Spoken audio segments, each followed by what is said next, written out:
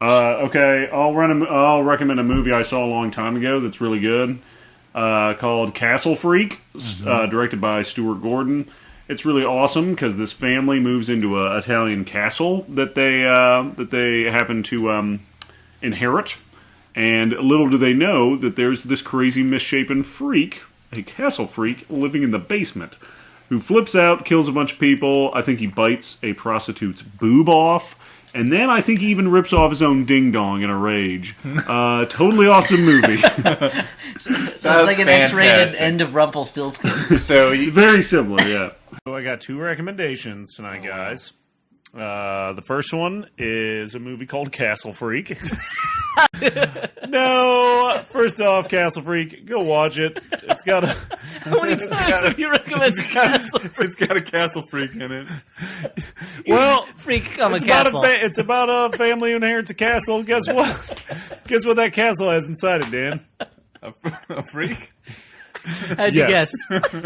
It's in the title, I know. It's great. A dude rips off his own ding-dong. It's awesome. The second movie I liked...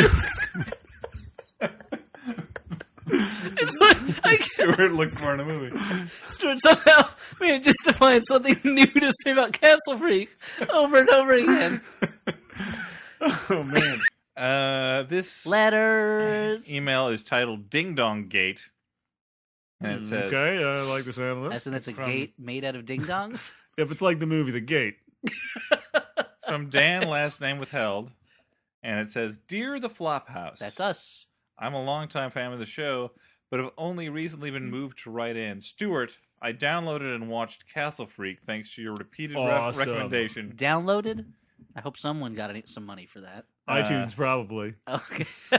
And it was well worth it. However, I need some clarification. I spent the entire film waiting in eager anticipation for a character to, quote, rip off his own ding-dong. But this scene never materialized. Oh, it must have been the R-rated titular version. Castle Freak is missing his ding-dong, but I don't think it is ever explicitly referenced that he ripped it off, and it's certainly not shown on screen. Either that or I missed this pivotal shot and I need to rewatch. Well, for one, I'd recommend rewatching it. For two, you might have gotten hold of an R-rated version, because I clearly remember a ding-dong being ripped off. And there's a raffle to win a freak, that kind of thing. Castle Freak. No. That's a Castle Freak expo. All right, speaking of, this is going to be a digression, but I got to take Stu to task for something. Is this related to Passion Play, the film of the same name? No, it's not. But if this podcast is about nothing if it's not about digressions, and I recently saw the film Castle Freak. Okay, that sounds like you had a good afternoon. I had a fine afternoon. We watched it in the early afternoon. That's a 2 p.m. movie. So we had a letter a while back about I think it was titled Dingonggate. About a letter from that's what brought down Richard Dixon. A listener complaining that there was, in fact, no ding-dong ripping in Castle Freak. And I have to confirm this. Somebody frame by frame did. The titular Castle Freak has no ding-dong. It's been ripped off at some point, but that happens off-screen. That happens prior to the movie's so you're chronology. Saying all these years that Stewart is promising somebody ripping their own ding-dong off. Now there is a scene. Hold on. There is a scene where the Castle Freak bites off a prostitute's nipple. Okay. So I imagine that in your mind you conflated the biting off of the prostitute's nipple and the missing ding-dong of the Castle Freak into the Castle Freak ripping his own ding-dong. This is like an episode of Columbo. Yeah. Are you putting yourself into my shoes? Just one more thing, Stuart. When I first saw Castle Freak 15 years ago, imagining that you're drunk and stupid and probably full of hormones or whatever I was. Holy shit, that guy just ripped his own ding-dong off. Yep, or maybe one of my drunk or high buddies said that, and I just went along with it. Are you saying that now I have to make some kind of letter of apology to all those dudes who listen to my podcast and have managed to talk their friends into watching Castle Freak? On the basis hey, I heard this guy ripped the ding-dong off, and his friends were like, that sounds really awesome. Well, I think that if you don't apologize to them, we have a potential class action suit on our hands. From who? Fucking Full Moon Pictures? A bunch of Flophouse With listeners. all the money I spent on their fucking action figures? No. All those Puppet Master dolls that you bought? All those Flophouse listeners out there who have spent the money to rent Castle Freak based on the ding-dong ripping. Where can you rent Castle Freak at? All right. Yeah, you have to see it at 2 p.m. Yeah, That maybe I unlocks saw the hidden unrated scene. version. Maybe I you watched looked the up fucking- the unrated version on IMDb. There's no ding dong ripping in that. There are Was differences. was one of the keywords not ding dong rip? Under trivia, it said, right. Stuart Wellington falsely claims there's a ding-dong ripped off.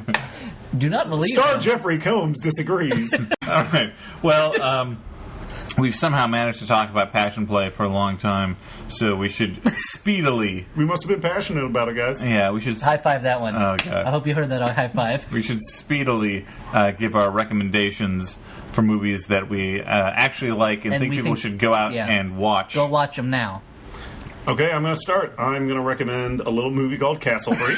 No, I don't know. like it? I know. you son of It's a great movie. Does it have a There's- scene where a guy rips his own where ding dong? he's a freak, so it's cool. But he just rips it right off.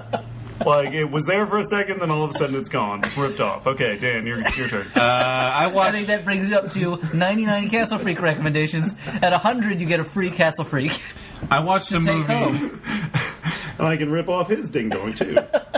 This next email is titled Dingonggate Revisited. Sorry. Oh, Ding we Dong have to sure. reopen that I'm chapter excited about of this. Slav history. New evidence comes to light, I'm sure. Let's see. So the theme of this is bashing Elliot. So how are they going to pin Ding Dong Gate on me? Okay, this email is from Jerry T. Robot. I assume the T stands for the. It has to. And Or Thaddeus. he says, "Hi, Theodore floppers. Robot. I just re-listened to your Passion Play podcast, and I wanted to weigh in on the raging controversy that is Ding Dong Gate. Stuart's right. Everybody else is dumb. Awesome. First, while it is true that Giorgio totally bites off a prostitute's tit, he also bites off a police officer's eye and cheek, literally eats that prostitute out to death, and possibly also eats the skin of a cat. Second, contrary to Dan's recollection, Giorgio's penis is fully attached to his body throughout the film. I don't think that's true. We're going to have to go frame by frame, people. Frame by frame. Although it is admittedly disfigured. I'm surprised such an observation Almost escaped- freakish. I'm surprised such an observation Almost Castle-y.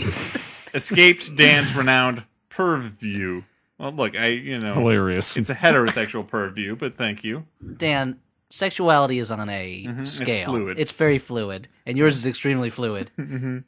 Yeah, it's like something out of a Clive Barker novel, am I right? Yeah, exactly. Boom. High five. Gogurt. And third, prior to Giorgio's romantic interlude with Sylvana, the aforementioned prostitute, he rips off his own thumb in order to free himself from his shackles. This is where I think the initial confusion began so many years ago, because Giorgio's body is so gross that his discarded thumb kind of looks like a little ding-dong.